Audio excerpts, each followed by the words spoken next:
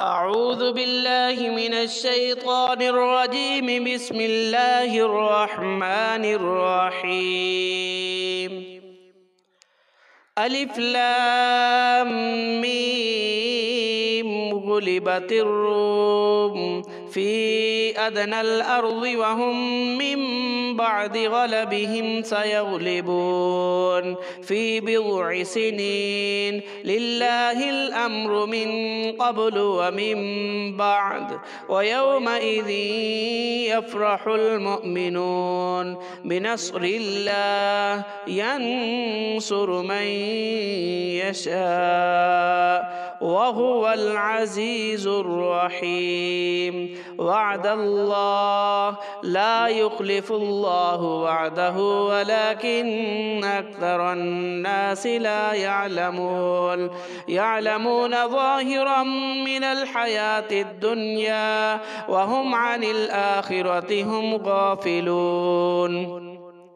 أولم يتفكروا في أنفسهم ما خلق الله السماوات والأرض وما بينهما إلا بالحق وأجل مسمى وإن كثيرا من الناس بلقاء ربهم لكافرون.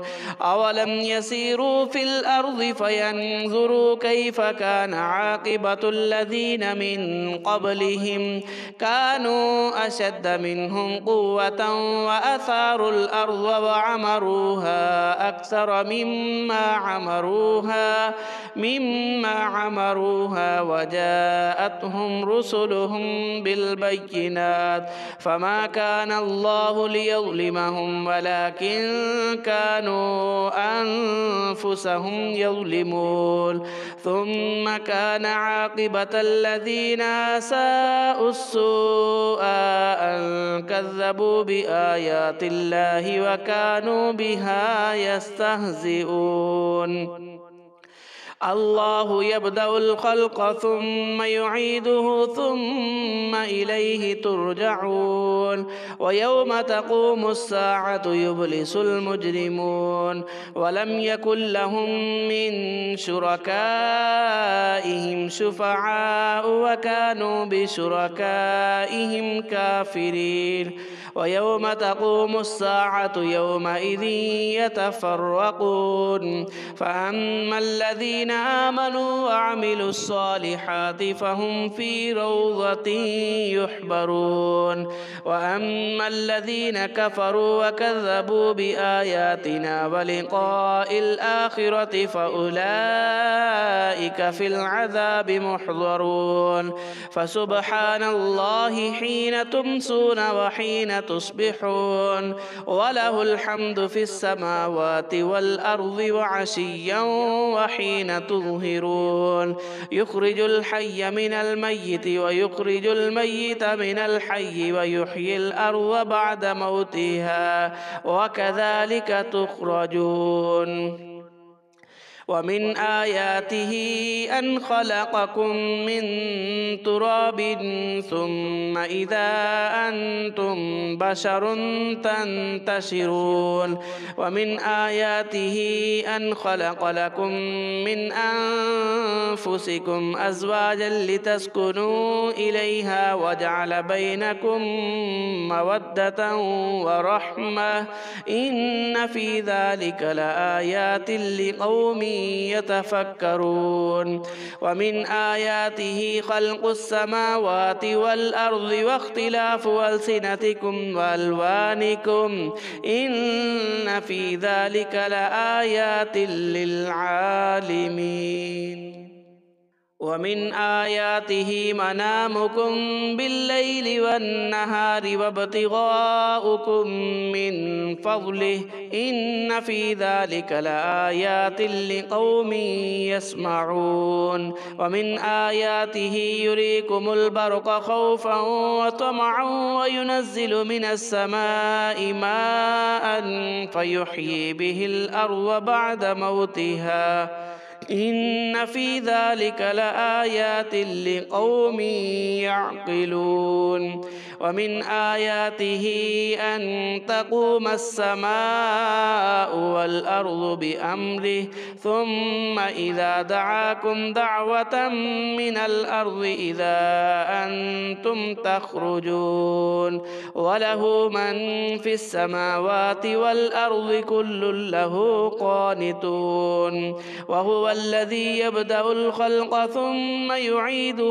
وهو أهون عليه وله المثل الأعلى في السماوات والأرض وهو العزيز الحكيم ضرب لكم مثلا من أنفسكم هل لكم مما ملكت أيمانكم من شركاء فيما رزقناكم فأنتم فيه سواء تخافونهم كخيفتكم أنفسكم كذلك نفصل الآيات لقوم يعقلون بل اتبع الذين ظلموا أهواءهم بغير علم فمن يهدي من أضل الله وما لهم من ناصرين فأقم وجهك للدين حنيفا فطرة الله التي فطر الناس عليها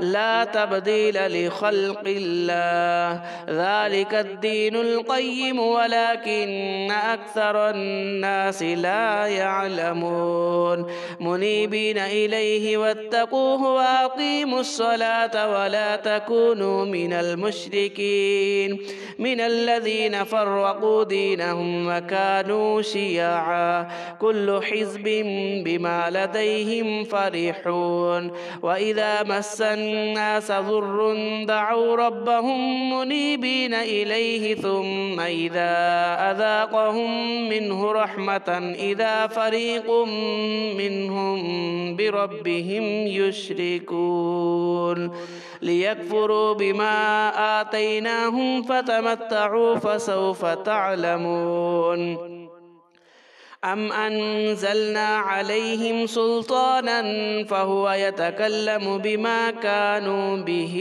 يشركون وإذا أذقنا الناس رحمة فرحوا بها وإن تصبهم سيئة بما قدمت أيديهم إذا هم يقنطون أولم يروا أن الله يبسط الرزق لمن يشاء ويقدر إن في ذلك لآيات لقوم يؤمنون فآت ذا القربى حقه والمسكين وابن السبيل ذلك خير للذين يريدون وجه الله وأولئك هم المفلحون وما آتيتم من ربا ليربو في أموال الناس فلا يربو عند الله وما آتيتم من زكاة تريدون وجه الله فأولئك هم المضعفون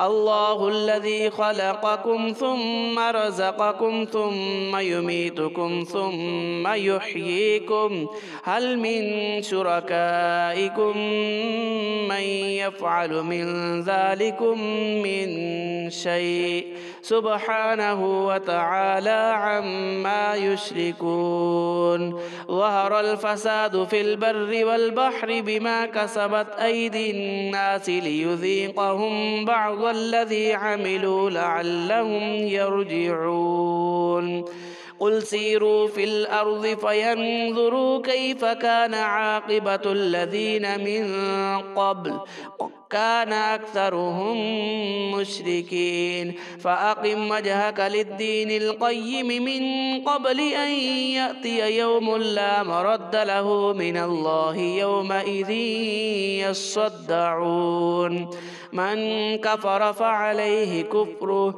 ومن عمل صالحا فلأنفسهم يمهدون ليجزي الذين آمنوا وعملوا الصالحات من فضله إنه لا يحب الكافرين. ومن آياته أن يرسل الرياح مبشرات وليذيقكم من رحمته ولتجري الفلك بأمره ولتبتغوا من فضله ولعلكم تشكرون.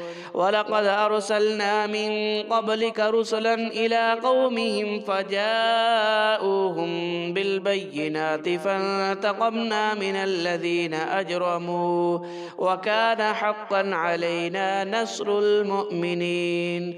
الله الذي يرسل الرياح فتثير سحابا فيبسطه في السماء كيف يشاء ويجعله كسفا فترى الودق يخرج من خلاله فإذا أصاب به من يشاء من عباده إذا هم يستبشرون. وإن كانوا من قبل أن ينزل عليهم من قبله لمبلسين. فانظر إلى آثار رحمة الله كيف يحيي الأرض بعد موتها إن ذلك لمحيي الموتى وهو على كل شيء قدير. ولئن أرسلنا ريحا فرأوه مصفرا لظلوا من بعده يكفرون. فإنك لا تسمع الموتى ولا تسمع الصم الدعاء إذا ولوا مدبرين. وما أنت بهاد العمي عن ضلالتهم إن تسمع إلا من يؤمن بآياتنا فهم مسلمون. الله الذي خلقكم من ضعف ثم جعل من بعد ضعف قوة ثم جعل من بعد قوة ضعفا وشيبة يخلق ما يشاء وهو العليم القدير. ويوم تقوم الساعة يقسم المجرمون ما لبثوا غير ساعة كذلك كانوا يؤفكون. وقال الذين أوتوا العلم والإيمان لقد لبثتم في كتاب الله إلى يوم البعث فهذا يوم البعث ولكنكم كنتم لا تعلمون. فيومئذ لا ينفع الذين ظلموا معذرتهم ولا هم يستعتبون. ولقد ضربنا للناس في هذا القرآن من كل مثل ولئن جئتهم بآية ليقولن الذين كفروا إن أنتم إلا مبطلون. كذلك يطبع الله على قلوب الذين لا يعلمون. فاصبر إن وعد الله حق ولا يستخفنك الذين لا يوقنون. صدق الله العظيم.